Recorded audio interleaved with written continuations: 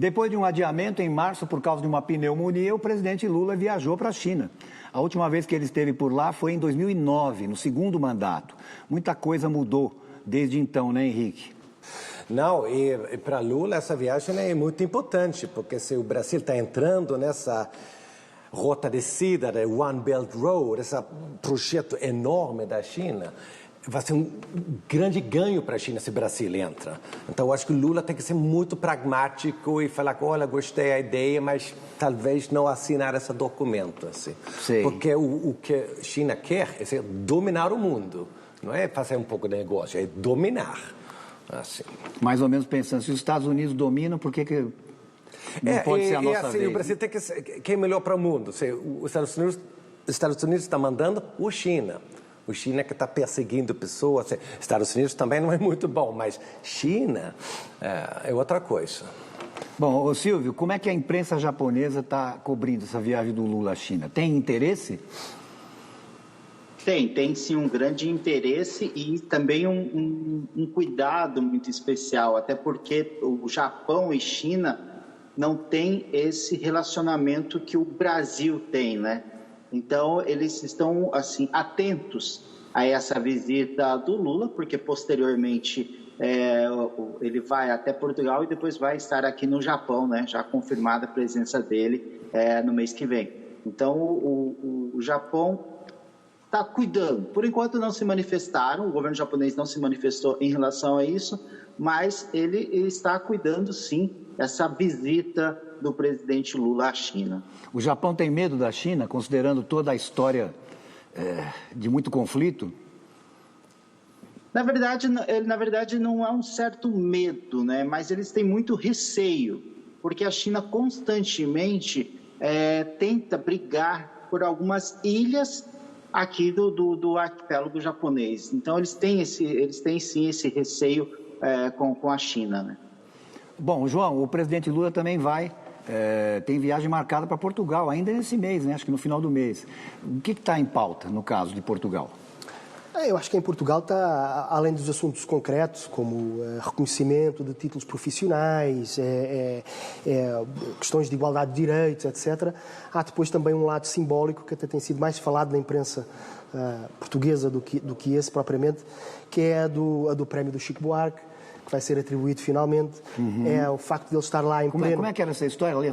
Ficou em suspenso? Ficou em suspenso porque o anterior presidente brasileiro, Jair Bolsonaro, recusou-se a entregar o prémio e o Chico Buarque até chegou a dizer que encarava como um elogio, e agora esse prémio vai ser entregue em Portugal com o Chico Buarque e com Lula todos juntos, ou seja, vai ser uma ode ao grande cantor e poeta e escritor brasileiro.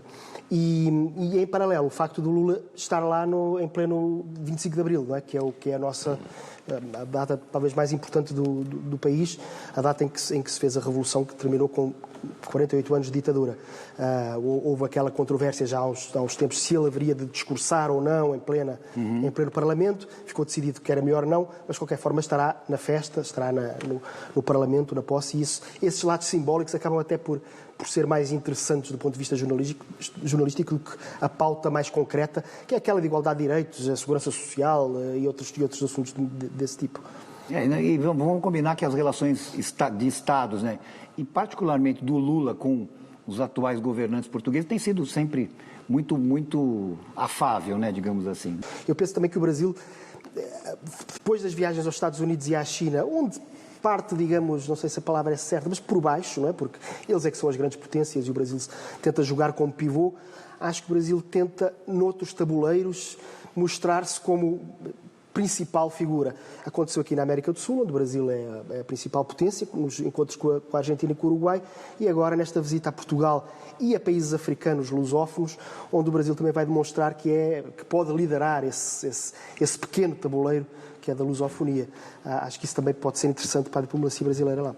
Bom, de volta à Ásia e ao nosso Silvio, né, temos o encontro do G7 no Japão. O Brasil não integra, né, o grupo dos países mais industrializados do mundo, que tem Estados Unidos, Canadá, Reino Unido, Itália, França e Alemanha, né? E o próprio Japão, claro. Mas o presidente Lula foi convidado, né, Silvio? Qual é a ideia?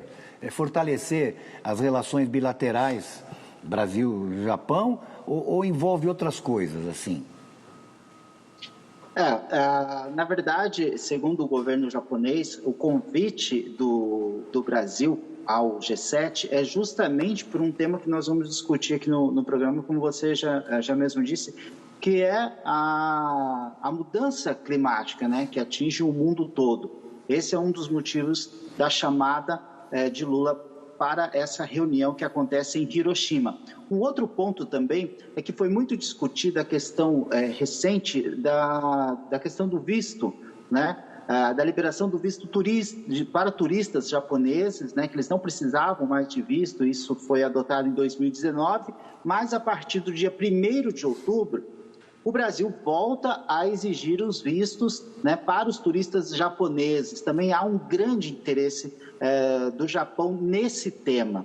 Então, esses são alguns pontos, né, que levaram o Japão a convidar o presidente Lula a participar da cúpula do G7. Além desses dois temas também, há aí a participação do Brasil nos anos anteriores, né?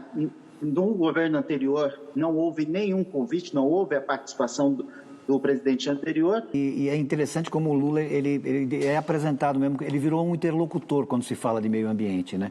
Todo mundo tem mais ou menos, entende o papel dele que ele pode ter, que o Brasil pode ter, na verdade, né?